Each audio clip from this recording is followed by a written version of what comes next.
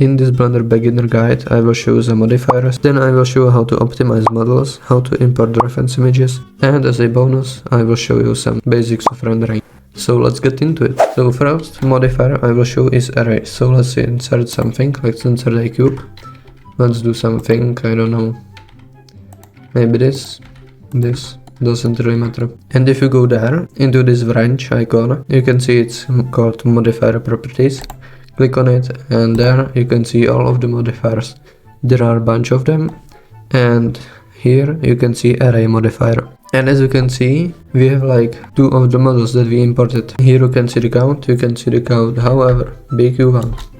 So if I set it to 50, we have 50, I don't know, whatever this is. But you can also change how far they are from each other. So factor x, you can set it to 1.5, and they are 1.5 something away from each other. You can set the factor on x, y and z, so let's set it on y to 0.3. As you can see, it moved there, and as you can see, you can create like stairs easily with that. If you go to edit mode, you can't really edit these, but if you edit this one, everyone will get obviously edited because it's the same thing. But if you go and apply the modifier and go to edit mode, it's all one object and you can edit all of them. The next modifier we have is the mirror modifier. So let's insert a cube and let's insert a mirror modifier, and we can, I don't know, go there. And as you can see, this is like the middle, and everything you do there on this side will happen also on that side. And we can obviously change where it will mirror. So now we have nothing, but if you set it to Y and I don't know, do this, you can see it changes there. Or on Z, you can change it like this. And you can also select all of them at once. And you have this, I don't know. Then you can apply the modifier and it's all one object. Another modifier that we have is a skin modifier. So I don't know, we can add a circle. And before we can add the skin, we have to convert to mesh.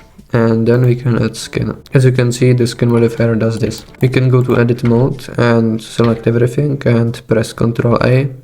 And you will basically scale it. Apply the modifier. Maybe you wanted to make something like a rope, so you will use skin modifier for that.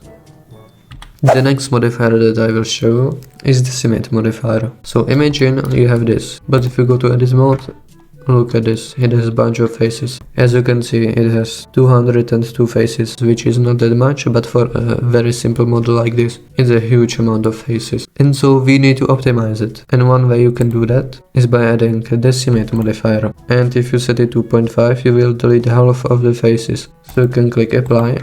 And as you can see, it's much better. The topology is not that good, but as you can see, we have only 2033 faces. So I probably misread the faces before, and we can do it again. So decimate 0.5. We have 1243 faces. Another modifier that I will show is solidify, and I usually use solidify for stuff like torus. Just add solidify modifier and you can change the thickness. And as you can see, it changes like this. You can also change the offset and then just click apply. One thing that I hate, and sometimes happens, is that the original model is still there. So you just can go inside it. And as you can see, the old torus is still there. So go to edit mode, select the face of the original model, press Ctrl L and delete faces. And you have only this one. And the last modifier that I will show today is the wireframe modifier. So it's down there. It basically shows the topology, or how I will describe it. You can change the thickness. You can also do this, which is pretty cool. If you go to edit mode, you can see just this. Then you can apply it and you have this new model. Before I will show how to export reference images, I will show how to optimize your models. I will show 2 ways that I use, but there are probably much better and more ways to do it. But I will say these are the most simple and easiest ways to do it. And I will show all 3 variants. Well, there are 2 variants, but on the third one I will show both of them combined. So the first one you already saw is the decimate modifier. I will set it to 2.2 and look at this. Compare these two together, this one is much better. Now I will show the second variant. So select your model, go to edit mode, select every single face, then go to mesh, clean up and limited dissolve. And you can also change the max angle The higher it is, the more faces it will dissolve. And let's combine all of these. So I will first do decimate modifier, set it to 0.1, and then you can do the limited dissolve.